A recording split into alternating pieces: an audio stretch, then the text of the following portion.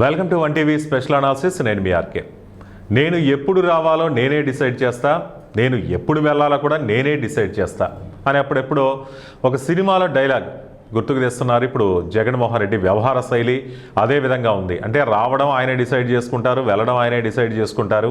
ఇప్పుడు ఉన్నటువంటి ఈ రాజకీయ పరిణామాలు, అలాగే జగన్ మీద ఉన్నటువంటి కేసుల విషయంలో కూడా ఆయన వైఖరి ఇలాగే ఉందంటున్నారు. ఎందుకంటే ఈ డైలాగ్ ఎందుకు గుర్తొచ్చిందంటే, ఇప్పటికే అక్రమాస్తుల కేసులో వైసీపీ అధ్యక్షుడు వైఎస్ జగన్మోహన్ రెడ్డి దాదాపు 6 ఏళ్ల తర్వాత కోర్టు మెట్లు ఎక్కారు. అప్పుడెప్పుడో ఆయన మీద అక్రమాస్తుల కేసు నమోదైన కొత్తలు, అంటే ఆయన ముఖ్యమంత్రి కాకముందు కోర్టు మెట్లు ఎక్కారు. మళ్ళీ ఆ తర్వాత ఆయన ముఖ్యమంత్రి అవడం, ఆ తర్వాత కోర్టు మెట్లు అనేది ఆయన వెళ్ళలేదు ఈ కేసుకు సంబంధించి. మళ్ళీ ఇన్ని సంవత్సరాల కంటే 6 ఏళ్ల తర్వాత కోర్టు మెట్లెక్కారు. తనపై నమోదైనటువంటి ముఖ్యంగా అవినీతి కేసుల విచారణలో భాగంగా 6 ఏళ్ల తర్వాత కోర్టుకు హాజరు అయ్యారు ఆయన వ్యక్తిగతంగా. అక్రమాస్తుల కేసులో వైసీపీ అధినేత అయినటువంటి జగన్మోహన్ రెడ్డి ఈరోజు నాంపల్లిలోని సిబిఐ కోర్టులో హాజరయ్యారు. ఉదయం ప్రత్యేక విమానంలో బేగంపేట వచ్చారు. వచ్చిన తర్వాత ఆయన అది కోర్టుకి వెళ్ళినట్లేదు, కోలాహలంగా పార్టీ శ్రేణుల మధ్య ఆయనకి ఘన స్వాగతం లభించింది. అంతేకాదు మళ్ళీ అక్కడి నుంచి నాంపల్లి కోర్టు వరకు ఆయన ర్యాలీగా వెళ్ళారనమాట. వెళ్ళిందేమో అక్రమస్తుల కేసు, కానీ ఆయనకైతే జై జయ ద్వానాలు, పార్టీ శ్రేణులు ఈ విధంగా భారీగానే వెల్కమ్ చెప్పారు. దాదాపు 5 ఏళ్ల తర్వాత ఆయన ఈ కేసులో కోర్టుకు హాజరవడం. కోర్టులో దాదాపు అరగంట పాటు గడిపారు. అరగంట కంటే తక్కువే గడిపారు. మొత్తంగా చూస్తే 11:40 నిమిషాలకు కోర్టుకు వచ్చారు జగన్. 12:15 కంతా మళ్ళీ బయటికి వెళ్ళిపోయారు. జగన్ రెడ్డి అయితే ఉదయం 9 గంటలకు తాడేపల్లి నుంచి బయలుదేరడం జరిగింది. మరి ప్రత్యేక విమానంలో బేగంపేట చేరుకున్నారు. అక్కడి నుంచి నాంపల్లి కోర్టుకు 11:30కు చేరుకున్నారు.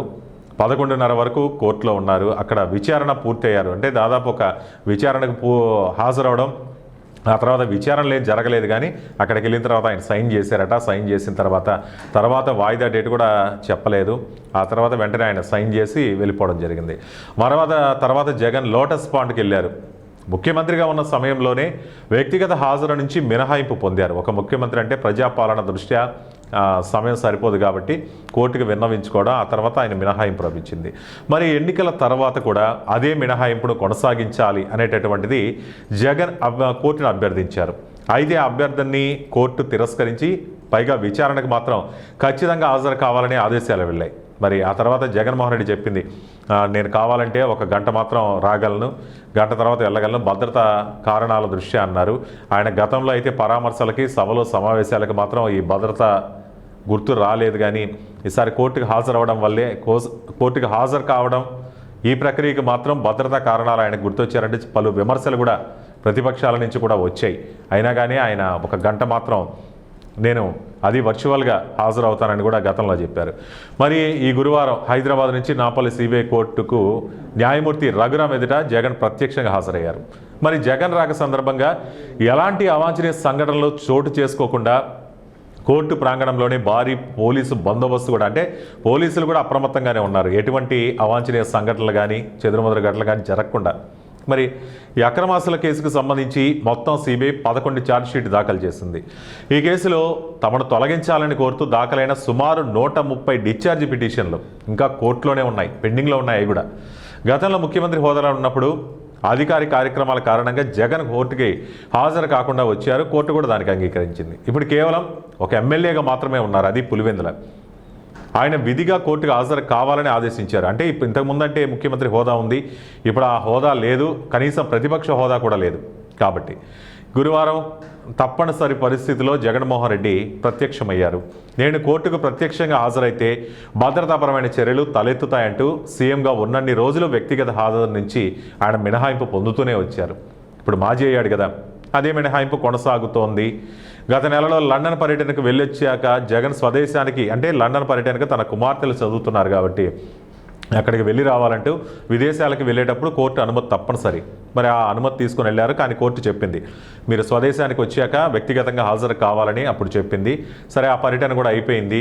పర్యటనకు ముందు కోర్టు పెట్టిన షరతులన్నిటికీ ఒప్పుకున్నారు జగన్. మరి ఇప్పుడు మళ్ళీ తిరిగి వచ్చారు. తిరిగి వచ్చిన తర్వాత మాత్రం కోర్టుకు ఆయన హాజరయ్యేందుకు ఇష్టపడలేదు. అంటే అప్పుడు ఎలాగైనా సరే విదేశాలకు వెళ్ళి రావాలి కాబట్టి కోర్టు విధించిన షరతులన్నీ ఒప్పుకున్నారు. తిరిగి వచ్చిన తర్వాత మళ్ళీ అదే పాట పాడుతూ వచ్చారు. మరి మినహాయింపు కూడా కోరారు.